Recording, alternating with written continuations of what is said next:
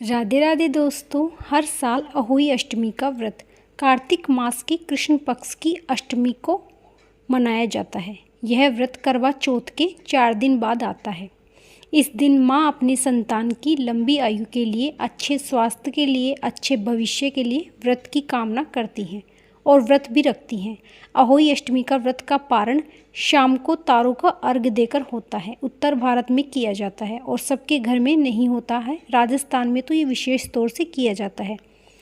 जैसे करवा चौथ पर चांद देखकर व्रत खोला जाता है, ऐसे ही अहोई अष्टमी पर तारे देखकर व्रत खोला जाता है। यह व्रत कठिन होता है क्योंकि इसमें निर्जला व्रत भी रखते हैं कई लोग। इसमें भी सुबह उठकर सरगी खानी होती है, कई जगह खाई जाती है। इसमें गन्ने की पूजा होती है और अष्टमी का चित्र लगाया जाता है, उनकी कथा भी सुनी जाती है। इस दिन लापसी का भोग लगाया जाता है, कई जगह हलवा पूड़ी बनाया जाता है और कई जगह तो सुबह ही तारों की छाँव में ये व्रत कहानी सुन ली जाती है। और इस दिन स्नान आदि से निवृत्त होकर सुबह जल्दी उठकर साफ सुथरे कपड़े पहनकर जैसा श्रृंगार पति के लिए किया जाता है, वैसे अपनी औलाद के लिए भी करना होता है। हाथ में मेहंदी तो लगी ही होगी क्योंकि 4 दिन पहले ही करवा चौथ बीता है। सूर्य देव को जल दें, व्रत का संकल्प लें। पूरा दिन आप निर्जल रहें, निर्जल व्रत रखें। पूजा से पहले अहोई माता का चित्र लगाएं। दीवार के 8 कोनों वाली पुतली बनाई जाती है, लेकिन अब बाजार में पोस्टर उपलब्ध होता है तो पोस्टर बना लेते हैं। शाहू माता भी उसी के अंदर होती है अपने बच्चों के साथ, लेकिन इसकी ज़रूरत नहीं क्योंकि अहोई माता का पोस्टर मिल जाता है, वो ही हम लगा लेते हैं दीवार पर। फूल अर्पित करें, मीठा अर्पित करें, जो भी आपके यहाँ बनाया जाता है।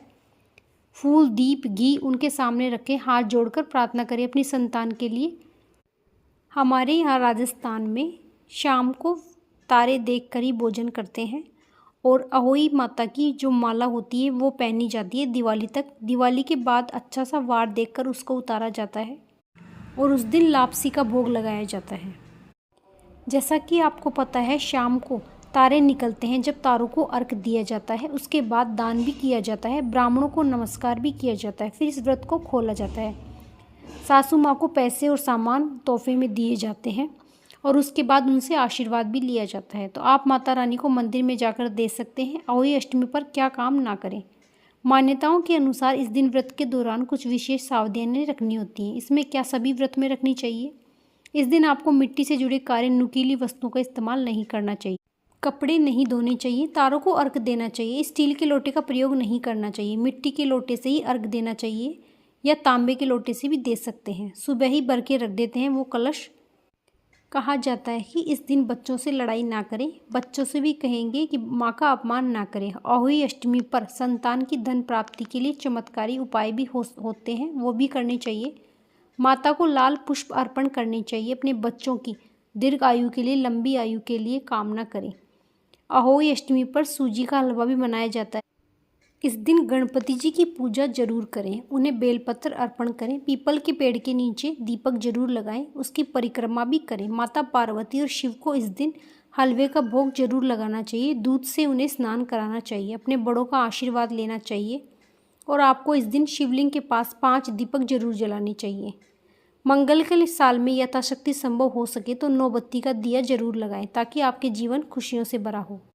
अहोई अष्टमी की व्रत कथा भी आपको हमारे चैनल पर मिल जाएगी। अहोई अष्टमी का व्रत 13 अक्टूबर को रखा जाएगा। अगर आपको ये जानकारी अच्छी लगी हो तो चैनल को लाइक, सब्सक्राइब, कमेंट में जय माता दी जरूर लिखिएगा। राधे राधे। और आप सभी को अहोई अष्टमी की हार्दिक बधाई।